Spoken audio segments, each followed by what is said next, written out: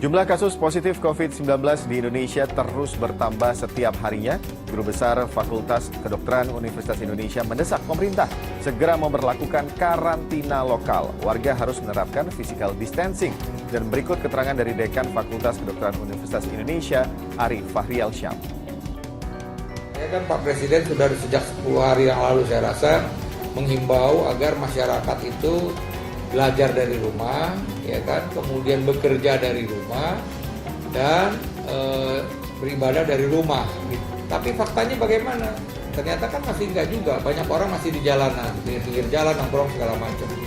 Nah, akhirnya bagaimana nih biar orang-orang benar masuk ke dalam? Ya saya rasa tadi karantina, social distancing, physical distancing itu diterapkan. Masyarakat nggak boleh ada di jalan.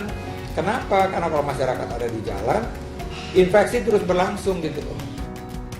Bisa ditanggapi apakah betul tadi kalau memang ternyata sudah sembuh, tidak bisa terjangkit lagi, tidak bisa terkenal lagi terus corona? Jadi memang begini, di dalam perjalanannya seseorang yang dia terinfeksi ya, jadi di masa inkubasi itu tubuh akan membentuk antibodi. Nah biasanya maksimal tuh ke 14 hari itu. Kalau dia kalah di salah satu lab milik Universitas Indonesia, dan nantinya saya akan berbincang dengan narasumber saya untuk memberikan penjelasan tentunya kepada Anda gambarannya seperti apa proses ini dilakukan sehingga seorang pasien dapat diputuskan dia positif ataukah negatif. Nah, saya saat ini sudah bersama dengan Profesor Dr. Ari Fahrialsyam. Dia adalah Dekan Universitas Indonesia yang mana timnya dan juga lab ini digunakan untuk ikut membantu dalam proses pengecekan menggunakan metode tes PCR ini. Dokter, dilansir oleh Tribun News Wiki, unggahan tersebut viral di Twitter dan mendapat reaksi positif dari warganet. Pembuatan hand sanitizer mulai diproduksi pada hari Senin 16 Maret 2020 lalu. Diberitakan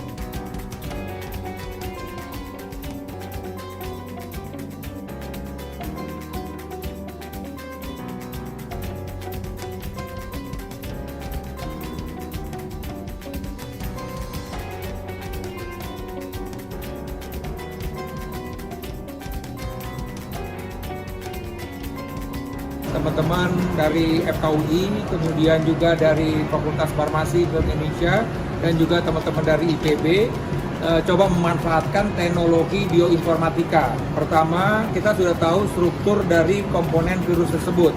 Ya, kita sudah tahu genom dari virus tersebut. Kemudian juga sudah ada laporan dari, jadi saat itu kami hadirkan Dr. Herlina, kemudian dari segi virusnya sendiri Dr. Vera yang hadir. Saya rasa dengan perjalanan waktu kita tahu bahwa mulainya di publik ini informasi mengenai virus ini pertengahan Januari, walaupun sebenarnya akhir Desember itu sudah ketahuan dan terus ya. Dan oleh karena itu saya rasa sebagian COVID-19 yang mungkin sejawat sekalian sudah mulai pelajari atau bahkan sebagian sudah selesai mempelajari modul tanggap pandemi COVID-19. Silakan slide.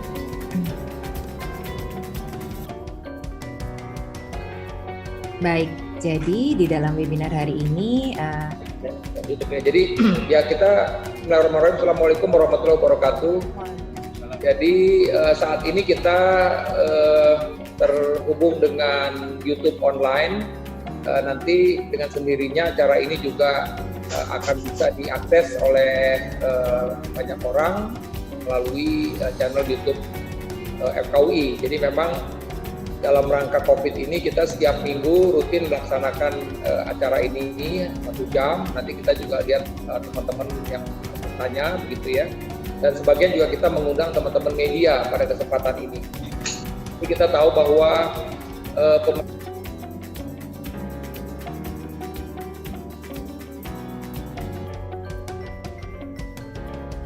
it has already been nearly 5 months since the World Health Organization declared a public health emergency of the national concern in January 30, 2020. Today we know it is COVID pandemic. About giving them the routine examination by swab or rapid test, and by supporting them with health insurance, because there always a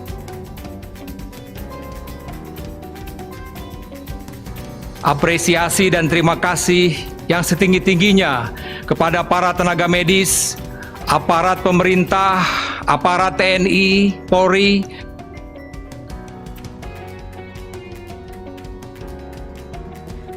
COVID-19, Pak Arief? Ya, jadi kalau kita bicara soal target pemeriksaan, ini memang berhubungan dengan banyak hal ya tadi. Oke, bicara soal tadi laboratorium. Menakutkan bahkan ya, karena kadang mendramatisir. Jadi saya ingatkan kepada para masyarakat. Jadi kita ini alhamdulillah sudah berada dalam alur yang benar.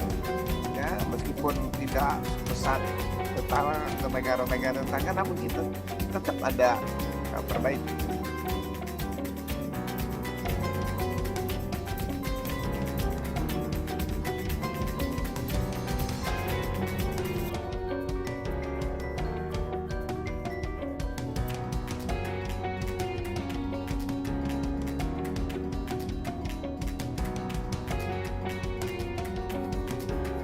Problem yang kita hadapi adalah masalah stigma, masalah ancaman dan lain-lain. Jadi banyak petugas kemudian merasa insecure, ya, merasa tidak aman melakukan pekerjaannya dan karena tidak dibuat nyaman, ya.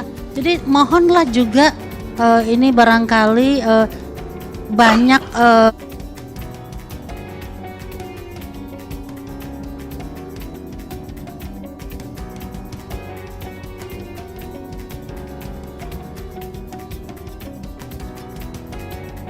idenya adalah kami mencoba untuk membuat platform yang ini sebenarnya hanya sebuah information hub sebenarnya. Konsepnya adalah bagaimana supaya data yang masuk ke dalam platform itu bisa dimanfaatkan oleh pihak-pihak. Oh ya, jadi sel punca ini kita tahu pada COVID-19 itu terjadi badai sitokain atau badai peradangan. Jadi faktor-faktor sel-sel peradangannya itu meningkat sehingga pasiennya itu jatuh dalam kegagalan nafas. Nah, si stem cell ini mempunyai kemampuan dua ya intinya, yaitu mempunyai kemampuan anti-inflamasi atau anti peradangan yang hebat ya, yang kuat. Sehingga terjadi sel-sel radang yang meningkat pada tubuh pasien penderita COVID itu akan menurun ya, sel-sel peradangannya itu.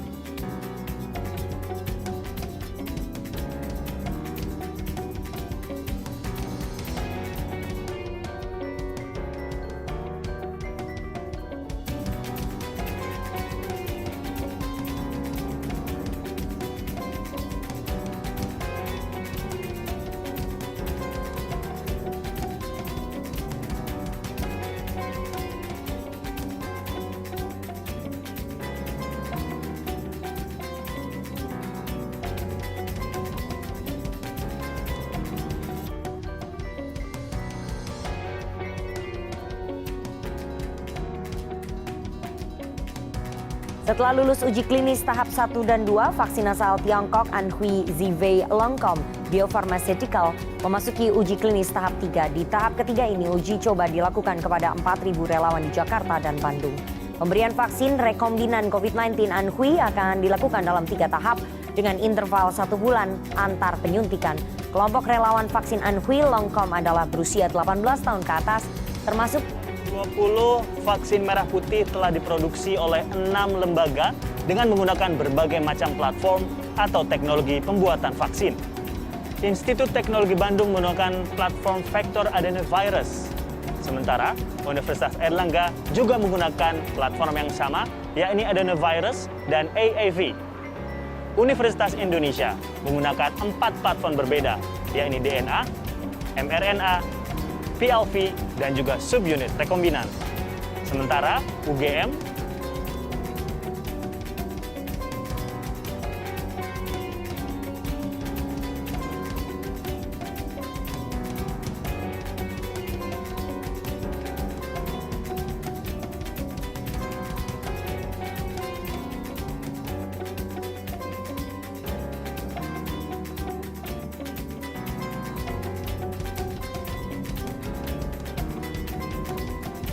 dengan menggunakan alat pelindung diri dan dari dalam melalui nutrisi yang bergizi dan berimbang. Berangkat dari masalah ini, kami menginisiasi suatu gerakan yang berfokus pada memenuhi kebutuhan nutrisi garda terdepan, yaitu gerakan sosial nutrisi garda terdepan. Nasogastric Tube itu bantuan makan buat pasien, selang bantuan makan.